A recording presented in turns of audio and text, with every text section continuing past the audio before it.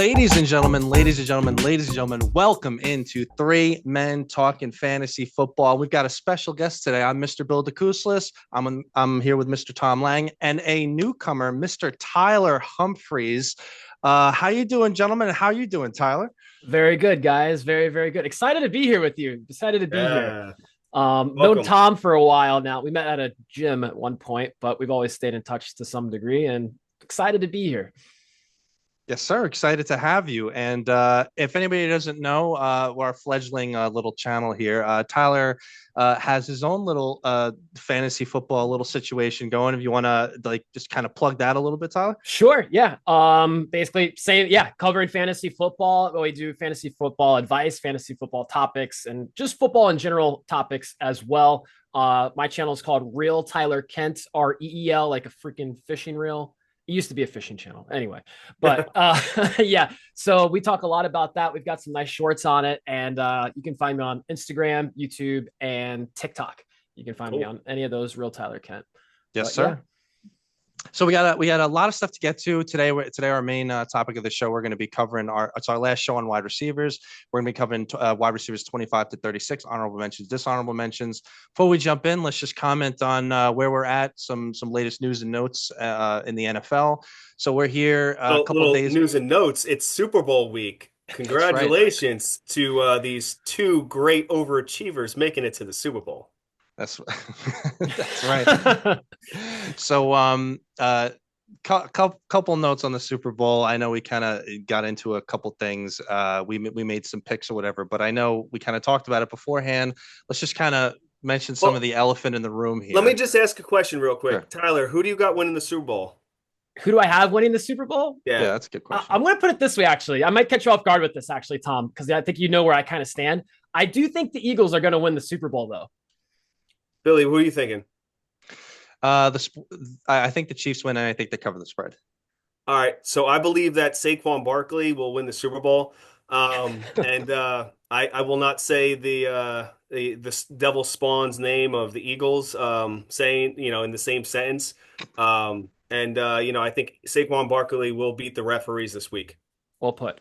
So Tyler, we kind of covered this a week or two ago with the ref thing, and then we kind of let it lie because we weren't going to agree. So I just want to mention just a few quick points, and then I want to let you go. I want to get another perspective on this. Yeah.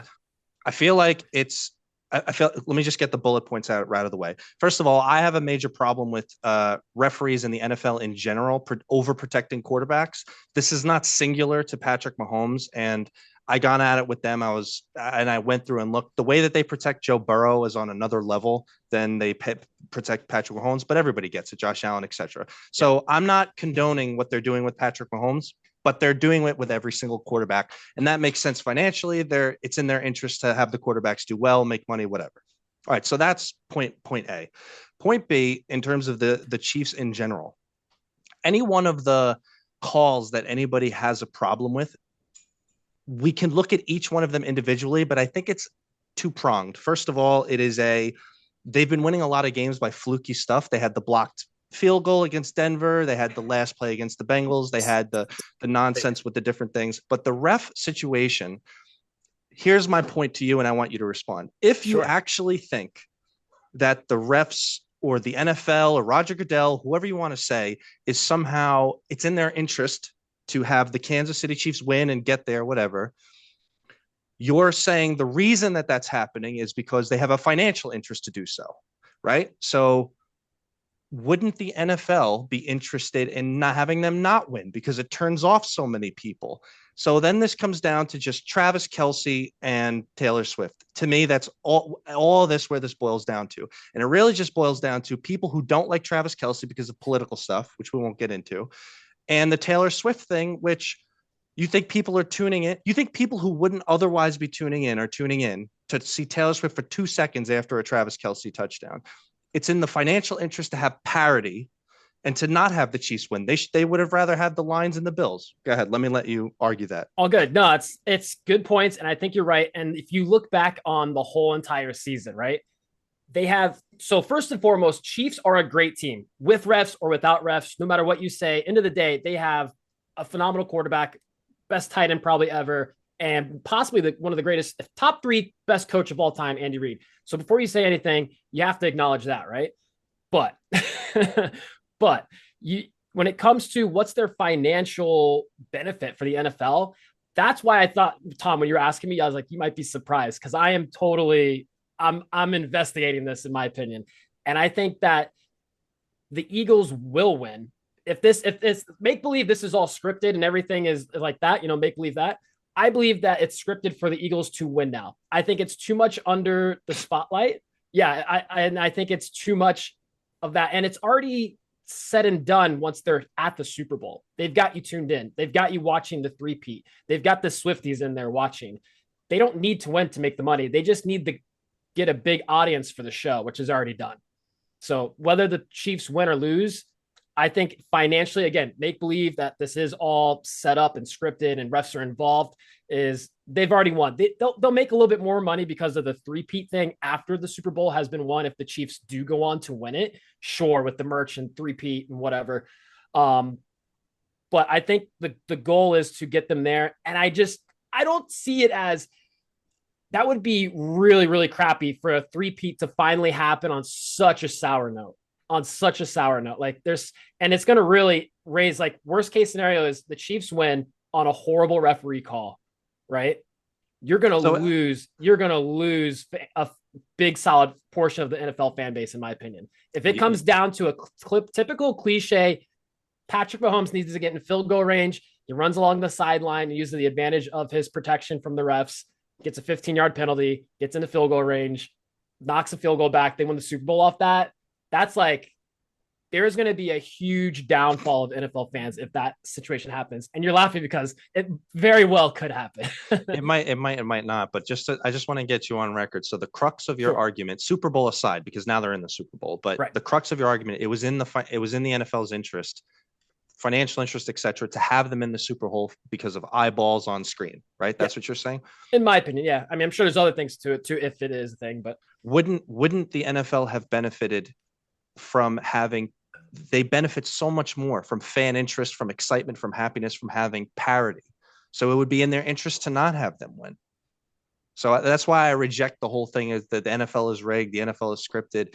To do what? To just to turn everybody off? They would have preferred to have the Bills in there, for example, and or any other team. That's kind of like the crux of where I'm sitting from it.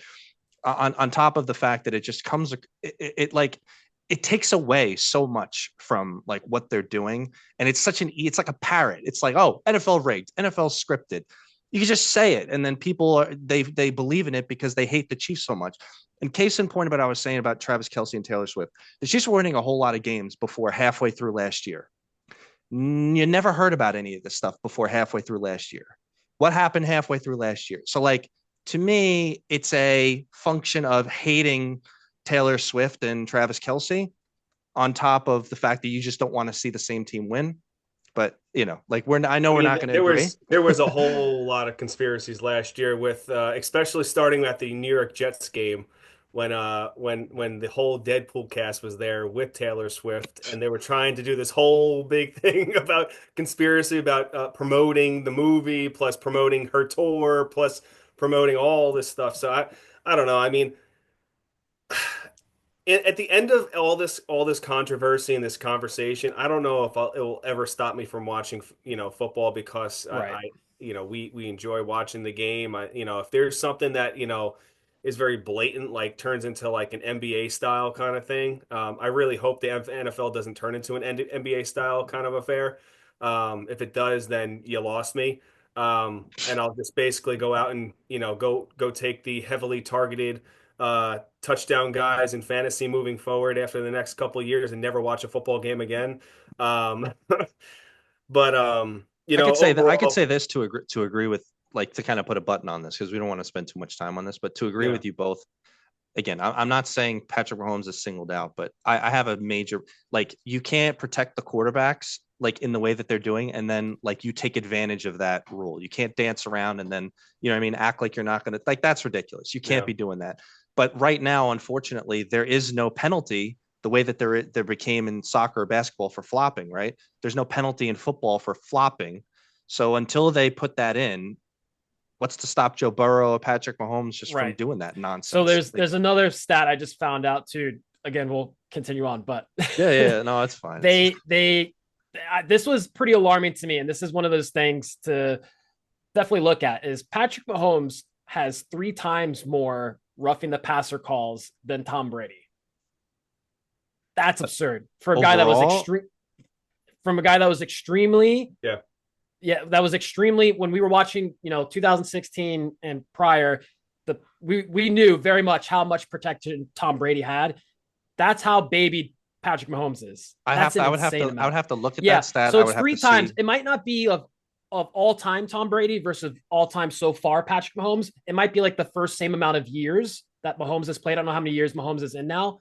I don't know exactly how they did the comparison. It was a different sport back then too. I mean, it was a different. True, right? True. Tom Brady got destroyed. He even said, like, and I was watching this little skit. It was basically that he even said that, like, if he was going to get that extra yard, he was anticipating to get smacked because, like, the defenders can't blow on the ball for the ball to pop out. They're going to hit you to make sure that ball pops out, and you are going to get hit like you deserve to be hit if you stay up. Yeah. Tyler, sorry, Tyler. No, Tyler, you might remember that you could point to 2 major events that actually changed the NFL, changed the rules. It was when Tom Brady tore his ACL in 2008, and then I think it was Aaron Rodgers broke his collarbone in 2012.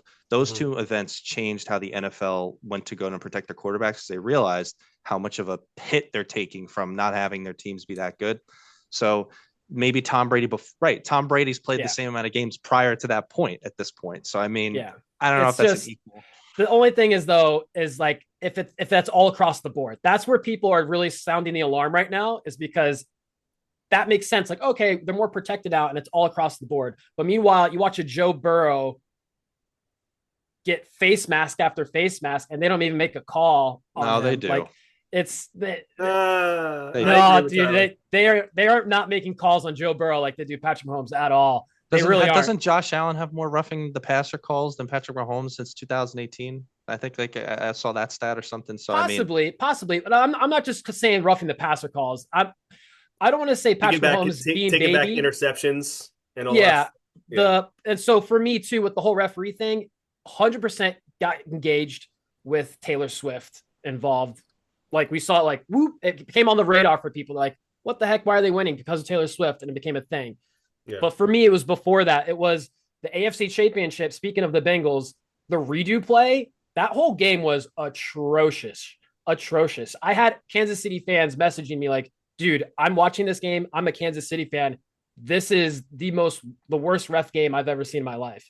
If you go back to, what is that, 2022, 2021 AFC Championship game when they lose to the Chiefs, that's a horrible game. That's worse than the Bills. Worse than the Bills. I could go play by play with you. I mean, I remember that play, the redo play. I remember why it happened. I'm not gonna. I'll spare I'll spare getting in the weeds. But it's just. It was like a Madden. Remember playing Madden? Remember playing Madden and they had their Madden Rewind from one year? That's what it was. Yeah. Tyler, honestly, to me, I always try to take the argument to its fullest thing. If everything that you and what your Tommy is saying right, then you're assuming that whether it's Roger Goodell or a consortium of NFL officials, of NFL top officials, are going and saying to the refs, "Hey, listen, if it's close, side with the Chiefs because it's better for us if the Chiefs win." Essentially, that's what you're saying. In the end, right? Yeah. And again, I could debate about every other little point that you made, but it has to come down to that last thing. And my grand total point is, I would argue it's in the NFL's interest to not have them. I mean, shoot. So I'm looking right now. I'm looking at right now, like some of the updates that we're going to be talking about with some of the coaching things. And the first thing that pops up is Taylor Swift kissing Travis Kelce on NFL.com. But that's what they put there. That doesn't. I hate that crap. Yeah. It's just too much. Anyway, it's a good topic. It's a hot topic right now for sure, to the point where they're asking Travis Kelce. Did you see that? They just asked him in an interview. Yeah, they did the same thing. They did the same thing for Patrick Mahomes. Yeah, it's super under the radar right now, which is like I said, if it's scripted, they're not going to have them win. It's too much. It's too much on the radar right now. If it happens, it's going to be bad. Man, if it's scripted, they had to get a lot of people in on it. Yeah. Anyway, here's a bold prediction, right? So if something happens and they're gonna let the boys play, and Patrick Mahomes gets hurt in the first quarter, and then Carson Wentz comes out and beats his old team, that's a story. Well, on the topic, I don't want to talk about that forever. But on the topic of the Super Bowl itself, Tommy and I both agreed that honestly, I think the Eagles are a better team. But it's the Chiefs. It's still Andy Reid, the game planning. I didn't agree with that. But I think that if the Chiefs want to win the game, it's all based on Saquon Barkley. So if they shut him down, Saquon Barkley is going to score at least a minimum 2 touchdowns. If they limit him to like maybe 70, 80 yards and a touchdown. So I'll be honest, and I'll go against you actually, Tom, this time, is that the regular season, I believe, if not the best, at least top 3, Kansas City Chiefs have the #1 rushing defense in the NFL. So that's something to be said. So we're going to have literally a Super Bowl with the #1 running back, with the #1 rushing defense going into the Super Bowl. So it's going to be interesting. I think it's going to be interesting. And I think in order for the Eagles to win, thankfully they have 2 very good receivers. They'll have to play. They'll have to make it them involved. AJ Brown's going to have to get involved. And so will, in 22-23, I agree with you 100%. In 22-23, they both played each other and they had a better defense at that point. Disagree with that. They definitely had a better defense at that point. I think they have a better defense now. The ending score of that was 38-35. Okay, well, the Chiefs' offense was better than too. So I mean, I could see this being like a 24-21 game. I mean, I think their offense is better now. Well, I think there is a huge difference between Miles Sanders and Barkley, though, too. So that's a total different thing for them to comprehend. Speaking of trades or movement in the league, can I talk about 2 guys real quick and we'll predict where they're gonna land? Sure, love it. We got Myles Garrett wanting to be out. He's requesting a trade. He actually requested a trade before the full season ended, and he didn't get his way, and now he's requesting out of Cleveland. I think he falls to the Bills. Detroit. The Bills. Okay. Yeah, I think it's Detroit. I think it's pretty much going to be Detroit, but we'll see. What are you thinking, Ty? I don't know. I mean, I hear Detroit. I've heard Detroit a lot. I've also heard the Bengals a lot. I know we keep talking about them, but I don't know if he go in a division. I don't think he cares. I mean, well, I'm saying the team. I don't think they trade him to a division rival so close, unless they're going to just give the field. Yeah, I mean, I think it'd be a good move for the Bengals. They'd have #1 and 2 sack leaders on their team and just double down on their defensive line to be a huge strength for them, obviously. But their secondary was always trash this whole year. Yeah. But anyway, the Lions, they've got Hutch. They did great without him. They had 16 plus injuries, I believe, going into the postseason, right? Yeah, 16 IR spots. So I don't know how well the Lions are going to be seeking out big defensive contracts like that. They perform so well with so many big injuries as well that they might need it elsewhere. I think their secondary, if you guys might agree with me too, for the Lions, not to go off subject, but that might be their weakest point was their secondary, in my opinion. And I think it's next year they have to pay Hutchinson. This is his final year of his rookie contract, I believe. It's only his second year. Maybe. Yeah, but I think it's only 3 years. Yeah. See how he goes after that injury, though. It's a pretty bad injury. Maybe. But for me personally, I actually see him possibly. I would most likely see him going to the Eagles. Do I want him to go to the Eagles? Absolutely not. I have a feeling he might go to the Eagles. How do they pay him? They find a way. Howie Roseman, right? With those Taylor Swift tickets they're about to get. All those the seats filled from the Super Bowl. Man, if I have to never hear that. The other one was, we were discussing this early, in the mid-season actually when the trade deadline was happening, and it's Mr. Cooper Kupp. Who we're going to talk about today. Yes, I know we're going to talk about him today, and I know. Well, obviously, we're going to do a little bit more of a deep dive with him in a little bit. But why don't we table that till then? Because it's let's table that. I will just say, Josh Jacobs did come out and saying that the Packers do not have a number 1 wide receiver. We'll talk about which I also made very clear. Which I also made very clear in the beginning, during the season as well. Yeah.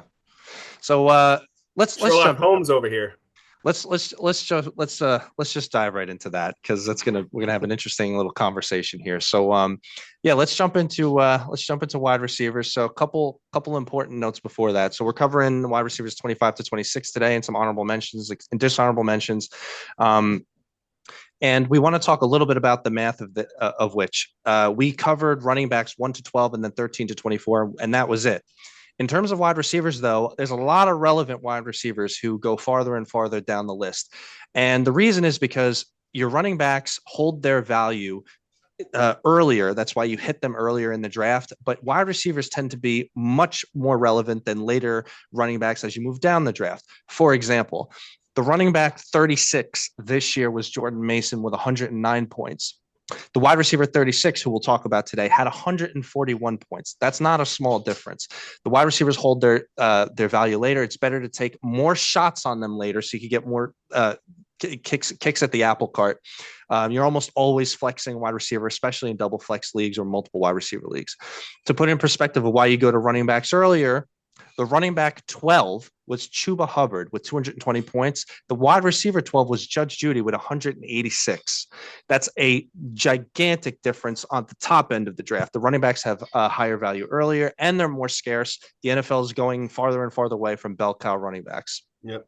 And the guys that you end up drafting, hopefully at the top, are more predictable. To illustrate that, 6 of the top 10 running backs drafted in the top 10 finished in the top 10. Only 4 of the wide receivers did the same thing. So lots of fun, math out the way. I mean, so yeah, I mean, you take injuries, you take other elements involved, but yeah.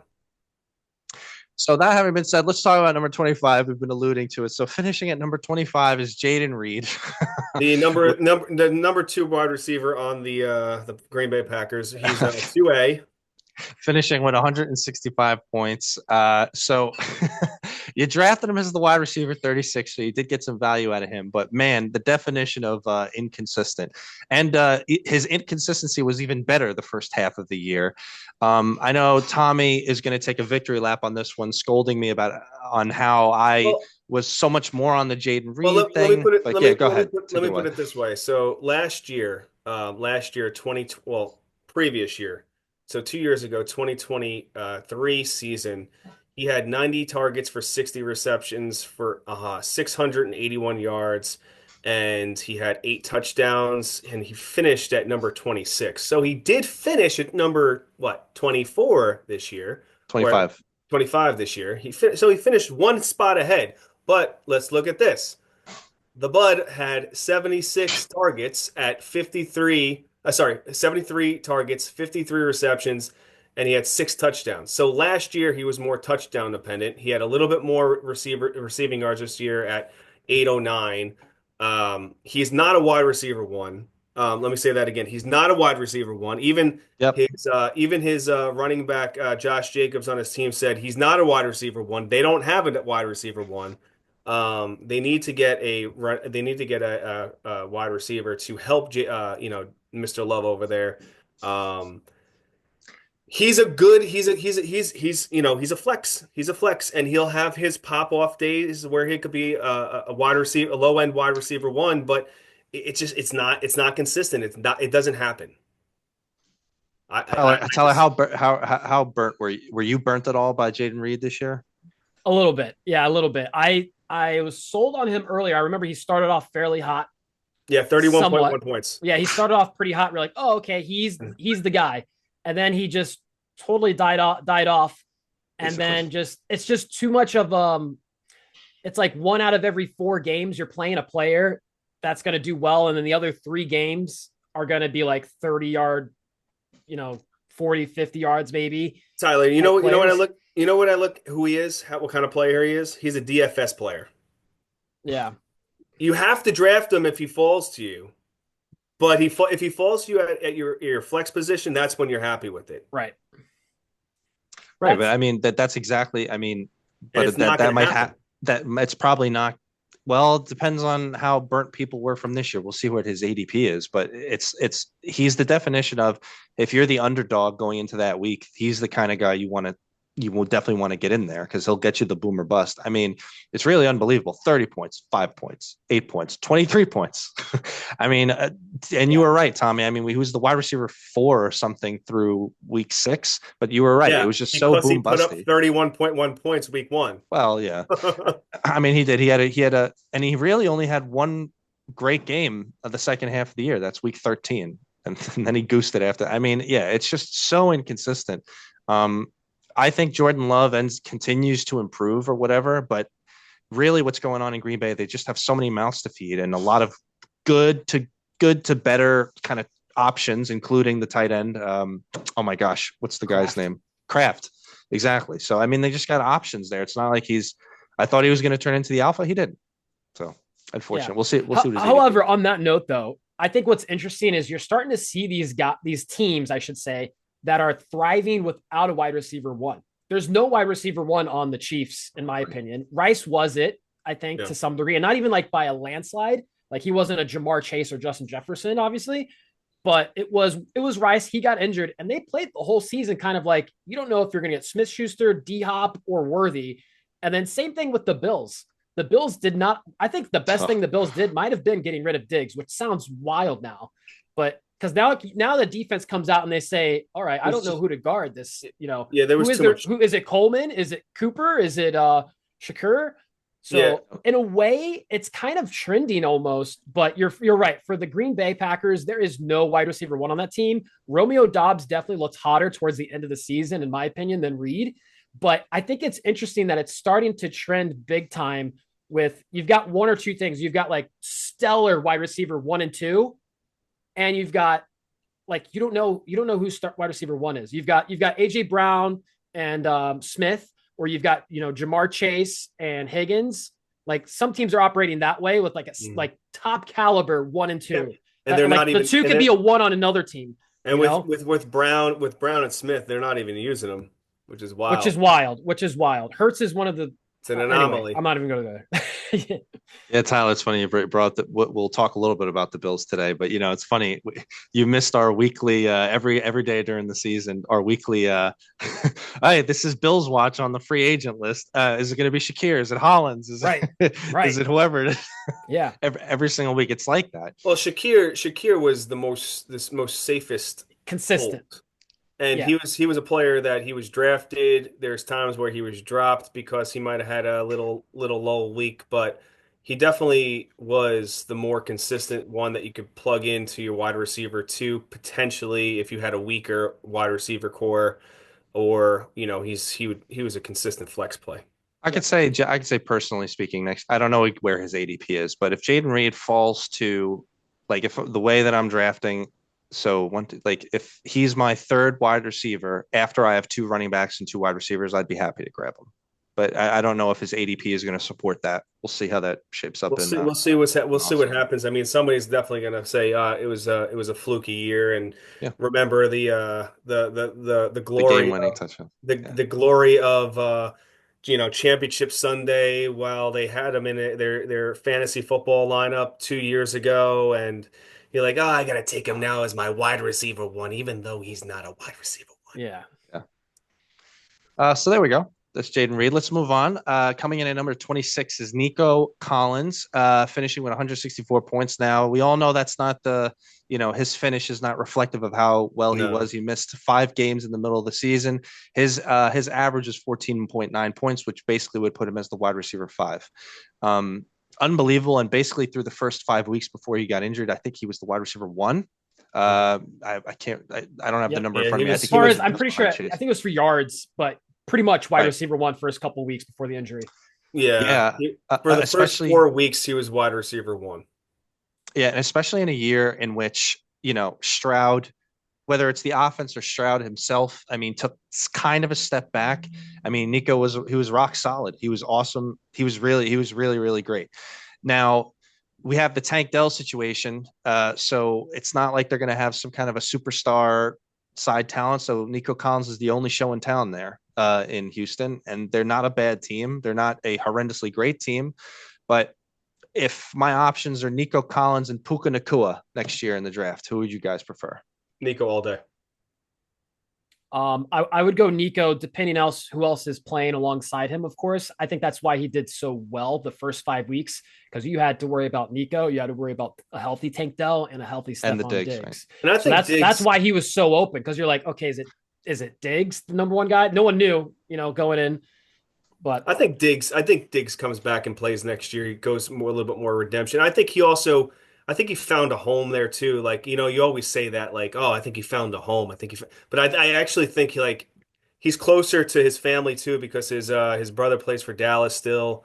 They're not on the same team. And I think that he was more comfortable, in that environment. He didn't have to be the number one wide receiver on a team, even though he wants to be. But he was getting some pretty nice targets, early on the season. Um, so I think he ends up there again. I Tyler, mean, I agree. Tyler, I agree with you. I think a lot of this question depends upon who the other options there. I mean, we yeah, already know that Tank Dell is not going to be playing at least for the first half of yeah, 2025. yeah. Stephon Diggs, I'm of the opinion that he doesn't return. Tommy might be right, but let's say he does return. It's another year removed. Maybe his skills are dissipating to some degree a little bit more. I don't think that changes my opinion about Nico. I mean, like you and I are debating about him and Puka. Like that's what is that? That's like wide receiver 4 or 5 or something, like Yeah. somewhere in there. So really great. There's not too many more things that we could heap upon, too much more praise we could heap upon him. I mean, the only annoying thing is he did finish at 26 because of the injury. I don't know if people are going to start to label him as injury prone. That came up in the media actually, but it was a Yeah. hamstring. It was a nagging hamstring for a period of time. yeah. I mean, when you have some of those higher degree hamstrings, I mean, it just they were stating that he could have been back. I think it was like 2 weeks after the injury, but they were still winning, Yep. so they didn't Yeah. need to have him come back, and I think they just wanted to ease him back. I mean, I remember the first play was, I think it was his first catch. It was an 80 yard touchdown And that they got didn't count, called make back. it count it right. Well, yeah, that got called back. So basically, he just did an 80 yard sprint. Like, oh my God. So, but I should have mentioned too. So we're talking about Nico Collins. We could probably lump in the same conversation. We have in the honorable mention category Stephon Diggs, the aforementioned Diggs. So Stephon Diggs himself, he missed the entire second half of the year, but when he played, he finished with 98 points, whatever, but his average was 12.3, which basically would have put him well into the top 24. Yeah. Very pretty consistent for your team. I know, like we just mentioned, like I don't personally believe that this kind of thing is going to continue. It's another year removed. He's another year older. Houston's offense learned to operate without him. I mean, Joe Mixon doesn't look like he's slowing down either. The team, the way that they played a little bit of offense. I don't know how far he falls next year, but I mean, I I think I think it remains on Houston. I think because I mean, if you look at the numbers, side by side, week one, Nico Collins 14.7, Stephon Diggs 18.9. Week two, 23.5, that's Collins. 5.7 Diggs. And then it progressed. It was high low, high low, high low for Diggs, and then it was consistent for Collins. The thing is, I mean, they were spreading the ball there, and that was a time also when Stroud was he wasn't thrown for 300 plus yards, but they were scoring touchdowns in the air.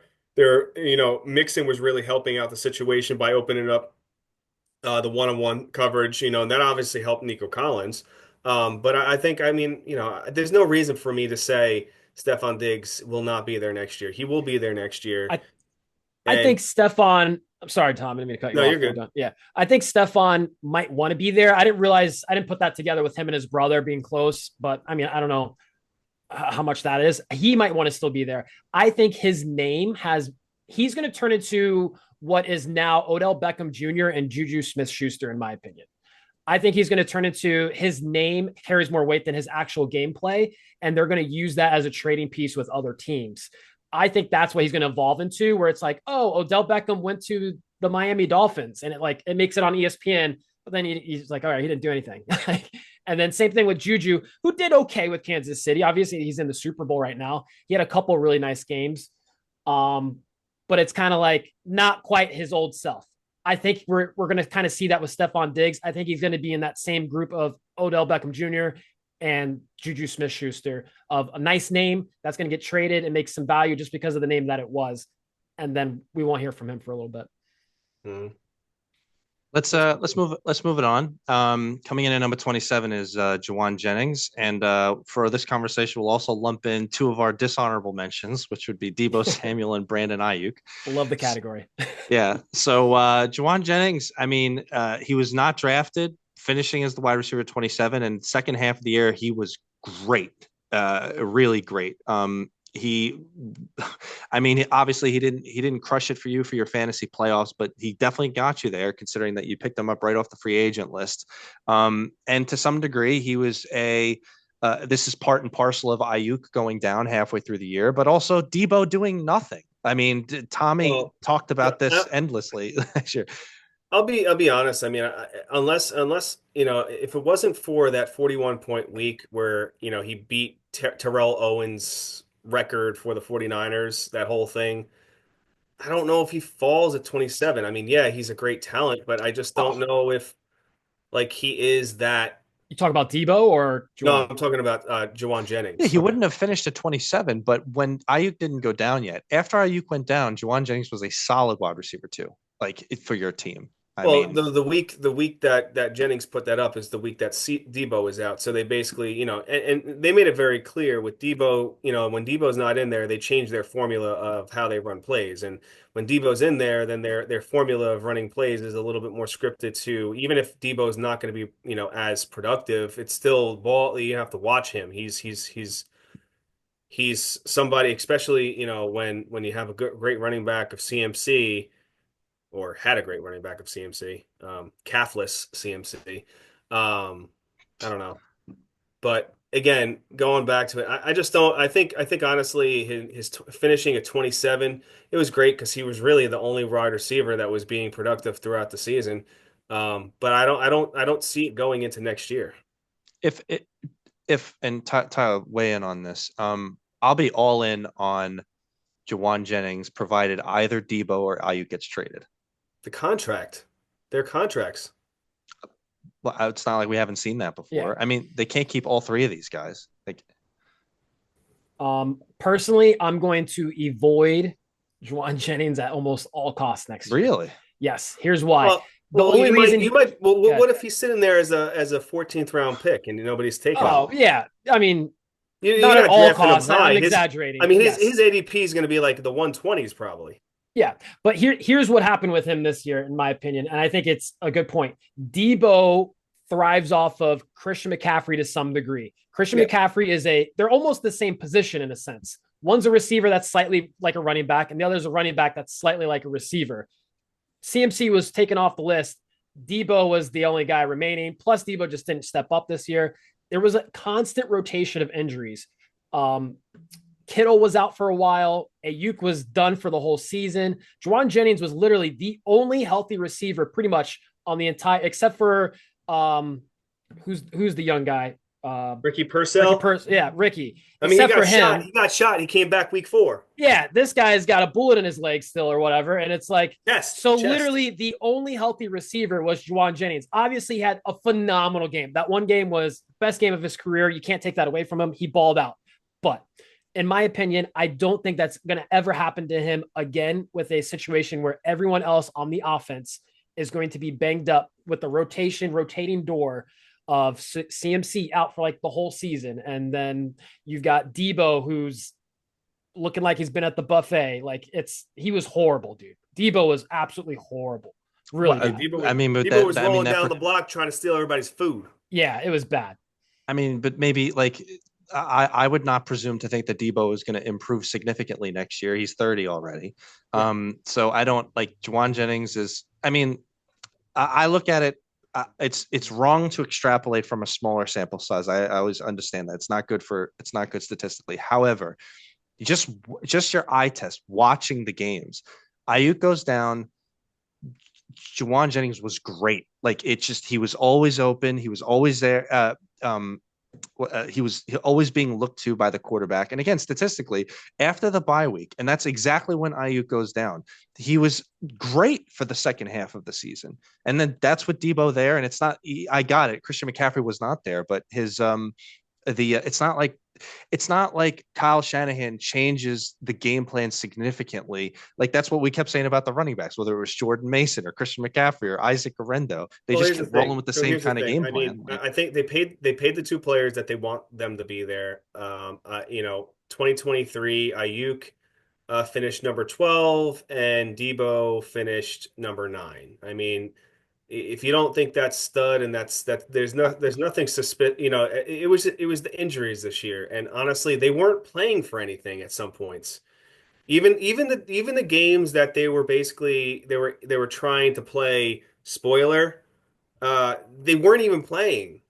Like they just didn't want to play anymore. They were like the little kids that just were upset that they didn't make it to the playoff. They just didn't want to play anymore. They were still getting paid. It was fantastic for them. I mean, millions of dollars, great. But you know, they just didn't want to play anymore. They didn't care. So honestly, I'll look at it and say, um, you know, let's look at next year, and it's not going to be the same thing. Yeah, It's he's also no young guy. He's not a young receiver. I mean, kind that's of, but true. this was his fourth year, and all three of the previous years he didn't break 500 yards in receiving the previous 3 years of playing. So for me, I'm kind of like, okay, if they didn't see anything special in him before, I know he kind of proved himself this year, but it was kind of like, I mean, shoot, like That's why Tom, they if you were the only healthy receiver out there, you would have had to put up like, Yeah, 400, 500 and this yards is at all, least. but this is also the thing too. Like, you look at This is a it, they, fair they point. drafted Ricky Pearsall to be the wide receiver 3. So Yeah. why are they going to pay a guy that they just paid Ayuk, they just paid 2 years ago, Debo? They can't. They're not. Jawan Jennings is going to get signed by a team thinking that he is Terrell Owens. He's going to make a lot of Yeah. money. He's Yeah. basically going to be the Kenny Galladay. He's going to make a You lot of took it money. out of my mouth. I had the K He's gonna right there. basically go buy some Gucci Yeah. purses, everything, and then Yeah. he's basically gonna be eating hot dogs on the bench. Yeah. Maybe reading a book. Who knows? Yep. We'll see where his ADP He's shakes going out. he's going to the Packers. Let's You need a wide receiver 1. let's move it on. Finishing at number 28, we have Darnell Mooney, finishing with 161 points, just a couple points behind Jawan Jennings. He played the whole year, so there's Surprising, no man. This was nonsense with his surprising, yeah. but fantastic. So there was a period of time in kind of the middle of the season where he was looking really, really great. To some degree, it kind of fell off a little bit. He was very inconsistent. However, the future is bright considering now it's going to be their second year of a Michael Penix now after Penix took over. And it's not like he completely disappeared. He was looked to a little bit. I mean, he had the goose in week 15 yeah, go ahead. But this definitely hurts his stock. I do think it hurts. Yeah. Yes. I mean, he was Kirky Cousins, little buddy in the beginning of the season going into he's basically the target monster. So, I mean, he was the second, third look, but he definitely was somebody that Kirk Cousins brought onto the team for comfortability. And, now that he's not there, maybe he follows Kirk. Who knows? Maybe Kirk gets signed by the New York G-Men, and Kirk Cousins says, "Hey, bring over my Mooney," and Mooney and neighbors are living in the same apartment complex, and I think this is the last year of Mooney's. If he stays in Atlanta, I think it's the last year of relevance. Then I think that's it. I see it just being. Yeah. I mean, I think he it's was on Bijan's team next year. Like, yeah, I think it was a 1 year contract too. I think they just signed him for 1 year for like yeah. 7 million or something like that. But I mean, he had a very nice year for what you drafted him. Some people didn't even draft him. But Yeah. and there was points in the season where he was a waiver wire pickup, and he still was producing. So Tyler, if he stays in Atlanta, is he just off your board, basically? Mooney, yeah, we don't have enough work history with him and Penix Yep. now and how Penix operates in the NFL. So for me personally, it's the unknown is usually something I tend to stay away from, and especially in my drafts. Yep. But I'm looking at his stats now. He did well against the Giants, of course, but that's the Giants. He got 82 yards against him, 142 yards against the Vikings, which is actually somewhat impressive, and that's with Penix. Yep. So that was he the does game. well. That was the game they were playing behind. Yeah, so he does well. It's just That was Billy's cover the spread game. Yes. And it didn't go well. Yeah, it's I agree with you, Tyler. Let's see how the offseason shakes out a little bit. Yeah. But I'm not gonna be crazy about it. And I'm sure his ADP will suffice exactly. Like I'm sure the entire fantasy community is going to feel the same way if he stays in Atlanta. So let's move on to number 29, Calvin Ridley, wide receiver for the Titans. And I didn't put it on our show doc, but we should talk about another Tennessee wide receiver while we're at it too, aka NWI. Yeah. So Mr. Anytime touchdown for anytime touchdown for like 8 or 9 straight weeks. So Calvin Ridley, you drafted him as the wide receiver 35. He finished as the 29. So he didn't kill you. He kind of got exactly what you wanted. But Calvin Ridley, towards the middle to the second half of the year, really started to turn it on. Now, I gotta be honest, he didn't get you what you wanted. Because honestly, I mean, I will say this, and I'm sorry to cut you off, but I will say this: I did draft him in a lot of leagues. His ADP was 35. I believed that he was going to finish in the top 12, and if it wasn't for poor quarterback play, he probably would have made a fight for it. But you knew that. But again, going into the year with Mr. Mayonnaise over there, I thought that he would have been a little bit more of a mature quarterback, throwing the ball to him, but he proved all of us wrong. Then you had Mason Rudolph in there for a period of time, and he couldn't get things straight on the Steelers. So just put him out there, and he'll make some sprinkles here and there and make it look like he's God's gift to football. But yeah, I mean, Calvin Ridley, he did better than he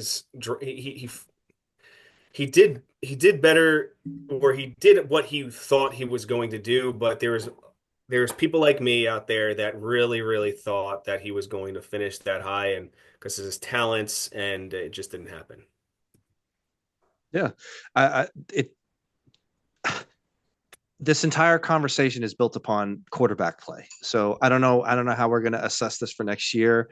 Now we'll see what happens in the draft. He's another guy who's going to be another year older, although I thought his talent didn't look like it dissipated at all this year. No. I still think that Levis has potential. Maybe I'm the only person left who thinks that. But he's eating bananas with mayonnaise. Come on, who does that? I mean, Tyler, if you give Calvin Ridley a couple of those touchdowns that Nick Westbrook-Akine caught throughout the year, maybe this looks a lot better. What do you think? I mean, I think Calvin Ridley, however, like you said, he's 6 years in the league, 7 years since he was drafted, because he took, I think, 22 off, something like that. The gambling. So he's good. Like, I don't know if you guys remember going into that 22 season, then he took off. He was like expected to be like top 3 wide receiver. Sure. And he is that good. His age is going to start to catch up to him now a little bit. He's going into his 7th year playing football. So we'll see how it does. It all depends, I think, for me, who comes in at quarterback for Tennessee, who they draft. I don't see Will Levis or Mason Rudolph being the starters at game 1. I don't see them being the starters game 1. I see them starting rookie right away from a draft, or unless they make a big draft, a trade with another team. All depends for me who it's hit for him standing out immensely amongst other receivers. I think potential for him personally is there. But like, let's say Tennessee gets Kirk Cousins. I'm going to pick up Ridley pretty high, actually. I would be pretty high up on it. For him to do over 1,000 yards with Will Levis, that to me is impressive. I will say, I don't think that Kirk Cousins is going to sign a deal with any team until after the draft, because he wants to make sure that he's going to be the guy there. Right. Yeah. Right. Yeah. the best for him. Yeah. Let's move it on. So finishing at number 30 is Xavier Worthy, finishing with 157 points, just behind. He's another guy who played the whole year. Now he's another one, the definition of boom and bust. However, we should point out that weeks 15, 16, and 17, your fantasy playoffs, he came through each and every single week for you. Yeah. And this is his rookie season. He's going to continue to build a rapport with Patrick Mahomes. God knows if Travis Kelce's going to play next year. We don't know what else is going on with their wide receiver room with Hopkins and stuff. But whether he turns into the next Tyreek Hill, which he won't, but whether he turns into a slightly more consistent option, he's going to be relevant. They used him on a lot of different kind of gadget plays this year. You drafted him as the wide receiver 38. I guarantee you his ADP is going to be higher than that next year. Would I feel comfortable taking him as a wide receiver 2? Maybe not. It'll be close. I mean, but that's probably where his ADP is going to be at. He's gonna fall. His ADP is gonna. Honestly, I think his ADP is gonna be where he finished 30. Basically. It's I don't know. I think the fantasy community with the Chiefs. Patrick Mahomes is going to be up there too. Like it's just. Yeah, but I think he's gonna be the 30th wide receiver taken off the board. And that for that perspective, that really puts it into maybe his ADP at that point is probably about 41, 42-ish. So that puts you for him as a flex play, depending on how you draft. I mean, he could be your wide receiver 3, 4, depending on situation if you wait on quarterback. I think honestly, if you take him and you're able to take him in that position, he could finish the year next year as a wide receiver 2, especially with Rashid Rice being there and being healthy. The way that they utilize Xavier Worthy on the ground through end rounds, down the field, maybe he turns into kind of like a Tyreek Hill-ish. That's what he was drafted for. I think next year it's going to be a little bit better than this year. And it's only going to progress because of the age of, that team. Yeah. Their receivers it's kind of nuts, the receivers they have on that team. They've got like 3 older guys. They've got, Marquise Brown's not too old, but they've got D-Hop and Juju now. Like they've got some good veterans, which are good. Xavier Worthy is going to be their focus of interest for sure. I just don't think Xavier Worthy is anything more than a deep threat, though. I don't think he's going to be as versatile as Tyreek, though. Yeah, I was going to say, what was Tyreek? He was that deep threat. He was that in-route guy that basically can make those little slants and blow up. I don't think he can do that, though. I don't think he can make those Wes Welker type plays. Those Julian Edelman, those in-type. Very small. Yeah. Very small. He's got to put on some size. He's got to – the difference between him and Tyreek is he's not explosive. He's fast. Don't get me wrong. Obviously, he's phenomenal off the 40-yard dash. But the difference is like he can't do those quick little movements. I think that Tyreek Hill could up close for those shorter yard passes for Patrick Mahomes. I will say too, there's about 31 yards that shouldn't be under his name from the postseason, but that's besides the point. Anyway, it's weird. There's so many elements to the receivers in the Chiefs that it's like, where are all these older heads going to go? Where's Juju? Where's D-Hop going to go? There's no way they're keeping both those guys. Those guys are definitely going to bounce somewhere, in my opinion, if I had to guess. Rice will come back. I think Rice will end up being the true number 1 on that team. Sure. Do you guys know what injury he had? I don't remember what injury Rice had, how extensive it was, but I would think he's good to go game 1, like healthy, if I had to guess. It wasn't a, I think it was a foot. I think he broke his foot. You guys keep going. I'll look it up. Yeah. I mean, but I agree with you, Tyler. I mean, just think of the cast of characters there: Juju, Rashid Rice, Kelsey, Hollywood, D-Hop. I mean, they got just so many. So it was an LCL and hamstring repair. So it was an LCL. Yeah, his meniscus, or it basically avoided meniscus and ACL. So it was LCL and hamstring. Yeah, we should actually mention, like, this is a good point to mention. So at this point, like, we're talking about wide receivers, 29, 30, 31, 30, 36, like, unless you're consistently just trying to get yourself, those flex numbers or whatever. To some degree, you're looking for guys who can get you, can pop into a wide receiver two, maybe get you a wide receiver 1 week. Xavier Worthy is one of those kind of guys. I mean, Right. it's not the same as the next guy we're going to talk about. As I mean, we could probably just parlay that into that. So coming right after Worthy is Jacoby Myers at 31. The definition of he'll get you your points. He missed 2 games in there, but he still finished at the wide receiver 31, drafted as the 55. Um, He's a despite flex. He's a flex play all day, man. despite horrific quarterback play, he just comes through. And what do we say the whole year, Tommy? The target king, Jacoby Myers, and it's going to Targets be. are king. When you look at targets are king. I think Especially it's playing on a really bad team, which they are. They right. have to throw the ball. And considering next year, things should get better next year. They've got a new coach. They got Pete Carroll. They've got Chip Kelly now. Brock Bowers is going to be another year. For him, I mean, all right. He is a poor man's Malik Neighbors with targets. All right. He's on a really bad team, just like Malik Neighbors. Yes. But Malik Neighbors is a better talent than Jacoby Myers. Jacoby Myers is a flex poor man Malik Neighbors. Yes. I don't have the But he's exact old. thing in And front of me. he owns a law firm as well, too. Oh, you're talking about the double name thing. So I don't have the number in front of me, but from week 8 on, he was the wide receiver 20, I think. So he was very, very, very consistent, very good for the team. Very rarely he busted. I mean, it'll be more of the same next year. I mean, and this is even, I mean, it's worth mentioning that Devontae Adams left, I think it was like week 5 or 6. Like I said, week 8, Jacoby Myers comes off his injury. He comes really, really consistent after that. Yeah. I'll be really interested in Jacoby Myers next year. Yeah. I think it's interesting. ADP. The past 4 years, Jacoby Myers has had over 800 yards with absolute horrible quarterbacks. Yep. Like, so look at it. No this touchdowns. Way. Yeah. And then look at it this way. So who's a better receiver then? Reed, who's had Jordan Love and like pretty decent quarterback, right? Who's a better receiver now? Is it Jacoby Myers with O'Connell and Minshew throwing to him and Mac Jones? Or is it like, if you look at it, his stats wise, he has 1,000 yards this year, which is more than Reed. I think it's pretty interesting. And he's not even the best receiver on his team. Technically, it's Brock Bowers. Right. It's kind of interesting. It's like he might be kind of like a hidden little talent. Like if the Raiders get a nice quarterback going on there, he could be a very explosive out of nowhere dark horse of the receiving.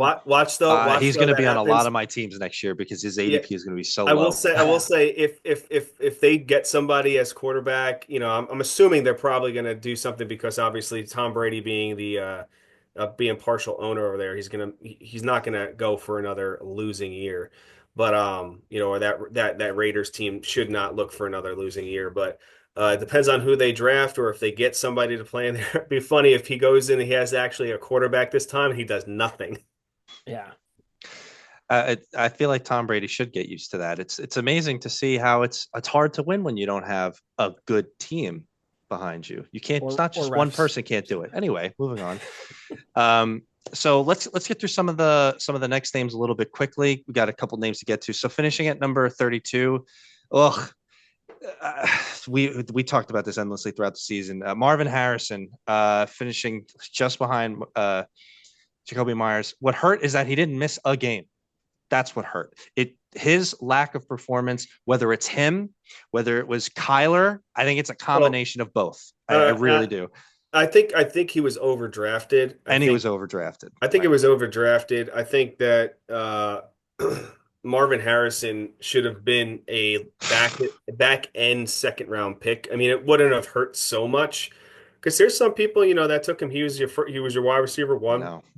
Or sometimes you're number 1, you're number end of the number 1, pick, end of the first round pick. So I really honestly, I don't put the blame on him as much. I put the blame more so on Murray. And Murray made a comment in the beginning of the season saying, I was basically he wasn't told to throw the ball to Marvin Harrison. Like, dummy, like throw the ball to your best wide receiver that's on the field. Yes, you have Trey McBride. Trey McBride had a fantastic year. But talking about Marvin Harrison, he was just so inconsistent, and there showed so many flashy opportunities for him to really strive and to be that number one and finish in the number one ranking, but it just didn't happen. And honestly, I think going into next year, he will be, a borderline high-end wide receiver two, low-end wide receiver one through the weeks. I just don't see this continuing because of his talent. I so disagree with you. I mean, just watching the games because I had Okay, you like could so disagree with me. It's fine. Don't draft him. well, depending on where his ADP is at some point if he falls, but like you compare him to Malik Neighbors. Malik Neighbors was open all the time and he had way Because he went worse to he went to wide receiver university, yeah, bro. and he had way worse quarterbacks throwing him the ball. Arizona was a better team. This is just an example. Just Arizona was a better team, and Kyler Murray is better than the quarterbacks in New York. Not by much, but he was. So I mean, it just Marvin Harrison just was not as good. It's the name that got him drafted. Yeah, he had a nice college career, but I think it was Call of Duty that really put a you're going to damper bring on up that. the Call of Duty narrative. I mean, Tyler, how I mean, are we right to be this awful about it? Like, or how do No, you? I think it a lot has to do with even when the draft was happening, I was looking at it and I was saying Malik Neighbors is a better receiver. I could see it. I was like, it's because his name that he was getting drafted above Malik Neighbors, which props to the Giants worked out for them. However, I think still with that draft pick, it was getting really nice Bridgestone tires on a car that doesn't even have wheels yet. But anyway, I think Marvin Harrison I totally hesitate to draft him again. He had 14 games less than 70 yards this season. That's not that great. 14 games less than 70 yards. That's not good. And I think what happened too is he messed up a ton of people in their fantasy football leagues this year because he started off so hot after that first game, of course. That first game, you're like, oh. The second game, he had like 2 touchdowns and 2 catches right away within the first quarter, I believe, maybe the first half. Right. And then people were like, oh, like they were excited about it. And then he goes on. He does well the next couple of games after that 64 yards and a touchdown, 45 yards and a touchdown. Now people probably started trading him to other teams. As soon as you pick him up after week 4 this year, it just was not a train wreck, but it was bad. He only had one other game for over 100 yards for the rest of the season. I think it was one game. Yeah, it was only one other 8. game for 100 yards for the rest of the season. It was you got 20.1. you got beat up with that trade, and I think a lot of people were burned by that. So I do think people are going to remember that burn, and they're going to remember he's not going to draft very high next year. And I don't plan to draft him that high next year also, unless again major moves with Arizona. I think Kyler's decent. I think something's going on with the coaching over there in Arizona, to be honest. You might be right. Jonathan Gannon doesn't seem like he's got it all figured out. No. He would have to fall significantly for me to be interested in. I'd be so scared to have him as a wide receiver too. We'll see how ADP shakes out. Coming in just after him, Keenan Allen, who was really one of our darlings towards the end of the year last year. You drafted him as the wide receiver 33, but that doesn't really do it justice. I mean, he even though he finished at 33, he missed 2 games throughout the year. First half of the year was just awful. Basically, week 12 on, though, it was really an amazing little ride there. I can't see any of this continuing, although Caleb Williams hopefully is going to be throwing the ball much more. That's basically what happened towards the second half of the year. What week was it that Eberflus got fired? Was that week 13 or week 14, maybe, if I remember correctly? It was right after Thanksgiving. Right after Thanksgiving. So starting to get things going, and then Eberflus gets fired, and then it really continues. So now they've got 10 going into 11, I believe. Now they've got Ben Johnson there. Presumably their offense is going to improve, but we don't even know if Keenan Allen's going to be staying in Chicago. So it could be a moot point. And again, Keenan Allen is going to be another year older. I know, Tyler, our friend Anthony thinks that Keenan Allen goes back to Los Angeles. I said that. I said that. Oh, you said that. Sorry, I apologize. Uh, it's a lot of that's going to be speculation. So there's not really much to talk about because we can't speculate on whatever he's going to do in the It was offseason. week 13 going into 14 was the week. Yeah. Really good Yeah. close to the year, though. Yeah, he's going into his 13th year. I don't know how much gas is in that tank. He didn't perform as well as I thought he would. I mean, also, I think Caleb Williams was good, somewhat of a letdown for how much was expected, obviously. I think Caleb Williams is the Zion Williams, like the Zion of the NFL. Like the hype was unreal with Caleb Williams for whatever reason. And good, but not like, okay, like hold up.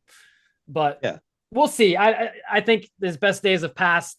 I think he'll be a little bit kind of what I was saying before. His name's going to carry him to some other spots maybe, or he might, who knows, we might get a announcement he retires in a week or two. Who knows? Yeah. Finishing in just after Allen, we've got Tommy's favorite player, DK Metcalf. Disgusting. Finishing a wide receiver 34. You draft him as the wide receiver 20. So yeah, Mr. Blue Tent over there. He burnt you. Tyler, I've already listened to Tommy's points 10,000 years about this. Just to get your I don't want to talk about him.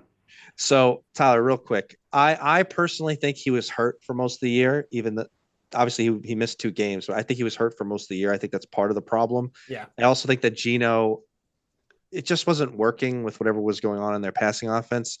I'm not inclined to blame the player, especially because he's been so great for so many years.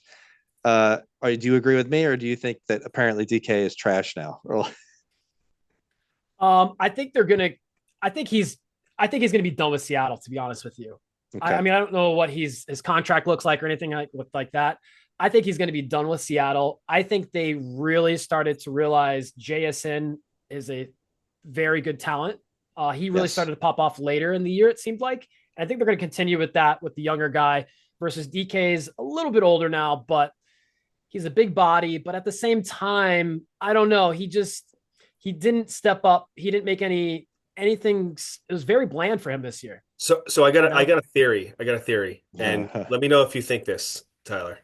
All right, so I brought this up last week, and I've been talking about this for a little bit, but if the Eagles do not win the Super Bowl, I believe A.J. Brown gets traded. Okay. If he gets traded, I think it's a buddy swap, basically, where A.J. Brown, Mr. Muscles, and Mr. Muscles DK Metcalf gets moved over. One goes from the West Coast, one goes from the East Coast. They swap. Nothing really changes but personality in a sense. And I think that, AJ Brown goes over to Seattle and is a nice complimentary piece for JSN, and DK comes over and is a nice complimentary piece to that offense. What do you think? I mean, yeah, I could see it happen, I guess, but I don't know. I just don't humor him. Yeah. No, you could, but I don't know. I think DK's kind of, it's almost like a gimmick at this point. Like he was pretty good last year. He was decent. Year before he was decent. He just should be better. He's a great talent, but he's just such a prima donna sometimes. I guess so. Yeah. It's interesting. Yeah. Did you guys see though? They're like, I think, how do they say it? It was something like when a Chrysler 300 meets a Bentley. They saw Metcalf was shaking Megatron's hand. You saw how big Megatron was. I don't know if you guys saw that photo or not, but like, he's a big dude. Crap, I forgot how big Megatron was. Megatron was a big dude. Yeah, speaking of punks, the next guy is not a punk.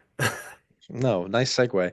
So coming in at number 35 is Khalil Shakir, aka Tommy Callahan, wherever we find that out. But, aka the wide receiver 1 for the Buffalo Bills, and I don't want to hear the name Amari Cooper, the greatest flex play of all season.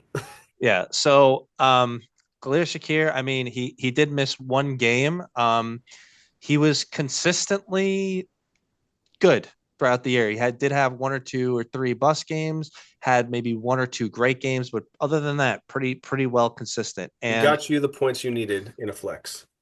Yeah, and I mean his ADP notwithstanding, like if you just watch the games, like as an Amari Cooper owner, after Amari Cooper got traded to the Bills, I was thought that that's it. That's their wide receiver one. They're going to rock and roll with it. They've been waiting on it.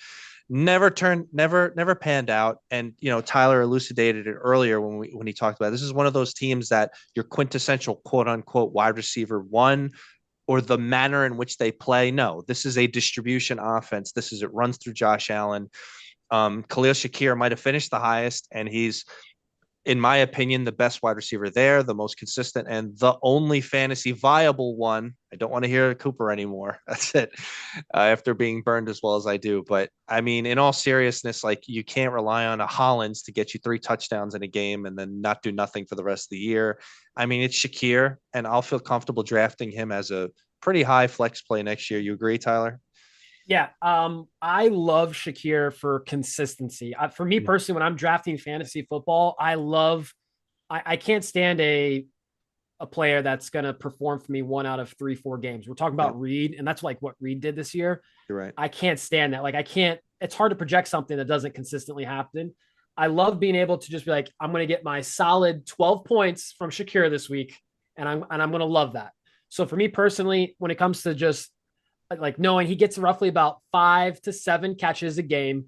He probably won't break 100 yards. If you're probably be like 80 yards, 70, 80 he's yards. all nice, steady, nice right there in that zone. I love those type of players. This way I know what I'm getting from them. And maybe Yep. every now and then he's going to have a nice, Touchdown little, upside. Yep. little touchdown upside to him, a little compliment, a little icing on the cake. But yes, I agree. I think he is the wide receiver one this year. However, Keon Coleman being the younger rookie had some Yep. nice moments, but This is I don't fair. know. Yeah, he could. I wouldn't. I'll put it this way: he could become the wide receiver one next year for the team. He's got a lot of growing as a receiver, I think, in my opinion and in my eyes. But yeah, it's not Amari Cooper. Amari Cooper's on his way out for sure. He's seen his best years have passed, but I think Amari Cooper finds his way back to Dallas. You might be right about that, but I mean, he just looked bad, Amari Cooper. Yeah. So I mean, Fit in. He just didn't fit in it's there, not his style. Yeah. yeah. and they didn't need him. So finishing just behind Khalil Shakir, wide receiver 36. This is as aforementioned before. We said we table it. So Cooper Kupp finishing at wide receiver 36. Now, The new he wide missed. receiver for the Green Bay Packers.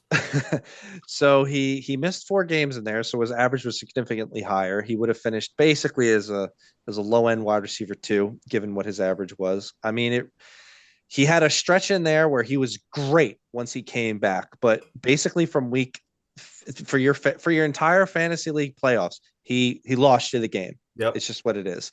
Um, my Well, opinion. yeah.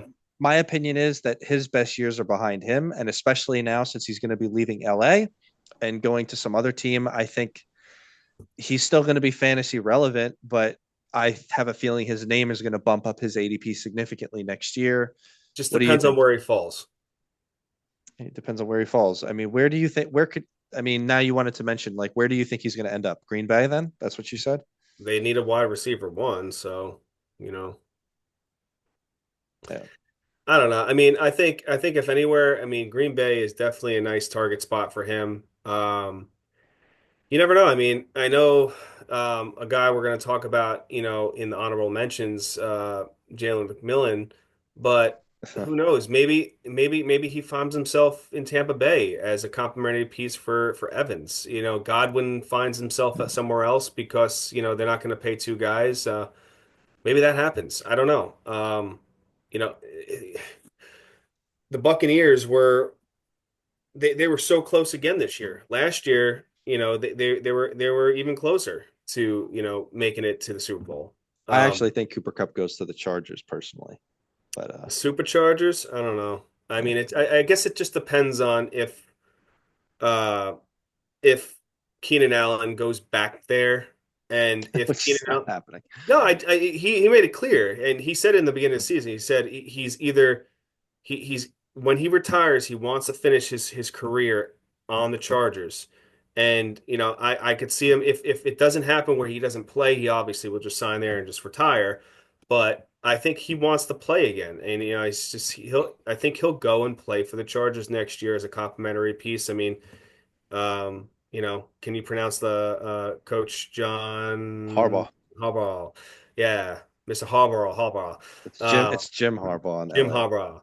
Harbaugh.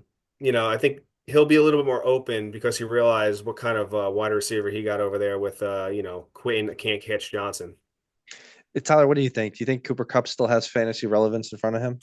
I Depending on think a where he lot goes. of these other teams, I think obviously we got to see where he goes, obviously, Right. but I think a lot of these other teams, he's not going to get picked up like he's an all-star, he's clearly injury prone, in my opinion. Yep. It's almost every year except for that year 21. I think he should have been MVP in my eyes. Triple crown, like won the Super Bowl, the whole 9 yards. Like how he didn't win the Super Bowl is amazing. I mean, the MVP is amazing. So I think he's going to go somewhere. I don't think he's going to go to Green Bay. Sorry, Tom. I think Green Bay is going to want a young receiver, or at least a younger receiver than him, to really complement with. Yeah. Like, honestly, I think I'd see DK Metcalf going to Green Bay. Oof. So that, Love could grow with him a little bit. How much are you going to grow with Cooper Kupp if Cooper Kupp was to go over to Green Bay? Couple be out, couple be gone in a couple of years. I don't think they would do that. However, I do kind of agree with you. I could see him wanting to stay in LA and just go over the Chargers. I think that would be I would not be surprised at all if he goes over to the Chargers.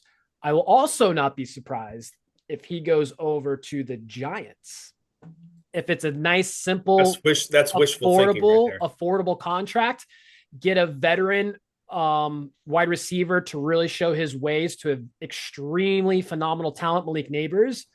If they can catch if they catch Cooper Kupp at a phenomenal deal, like I said, I don't think anyone's going to give him any big deals right now. He's totally injury prone, right?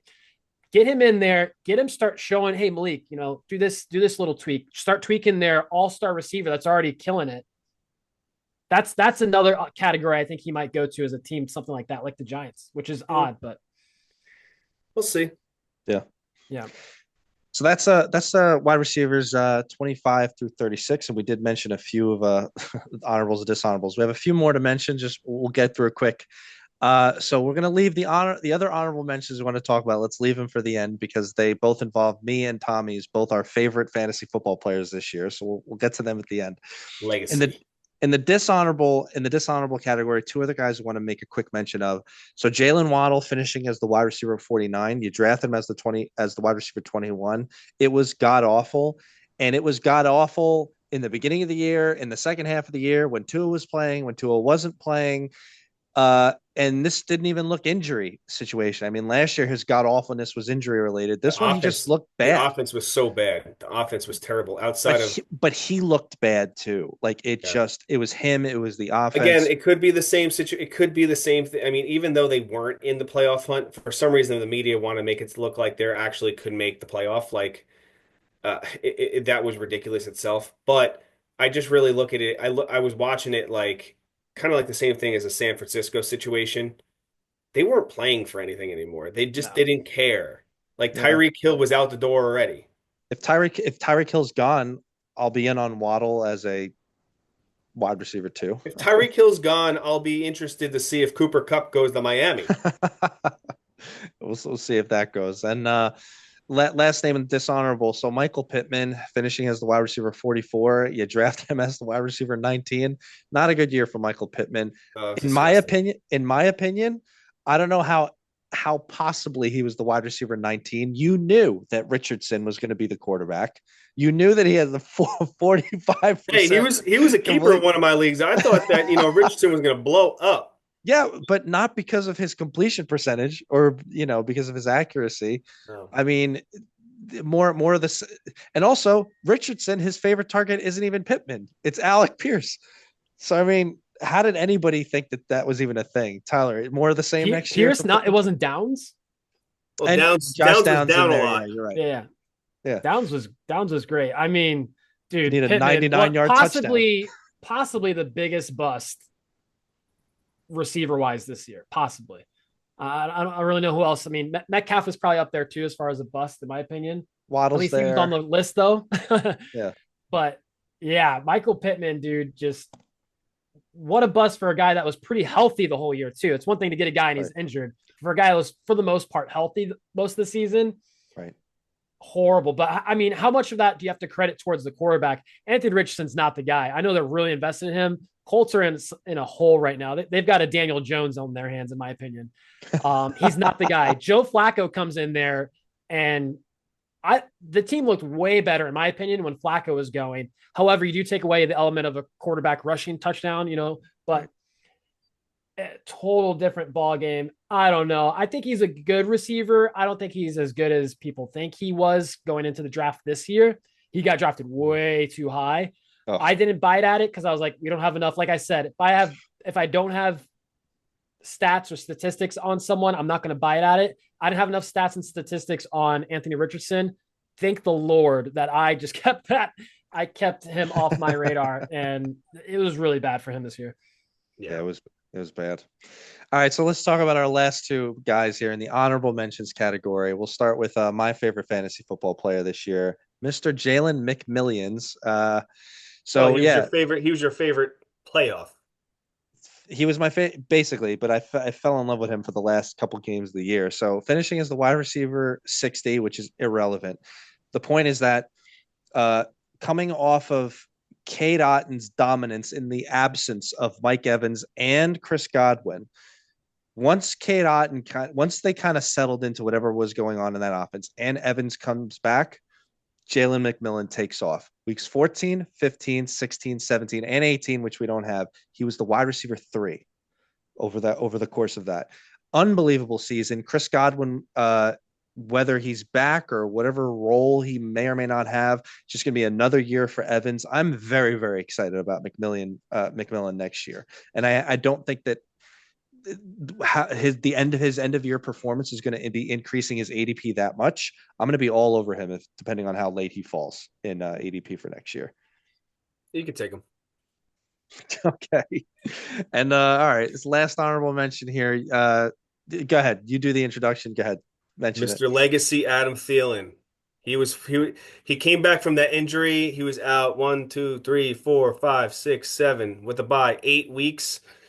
And then he just did Adam Thielen things, Still got it. He still got it. I made it very clear. I honestly thought, there was a lot of talk about us, saying, in the beginning, in the middle of the season, what's the point of even coming back? He's on a really bad team. And my thing was he was playing for legacy. Legacy, Adam Thielen legacy, not Panther legacy, not Viking legacy. He was playing for his career because nobody knew what legacy we were talking about.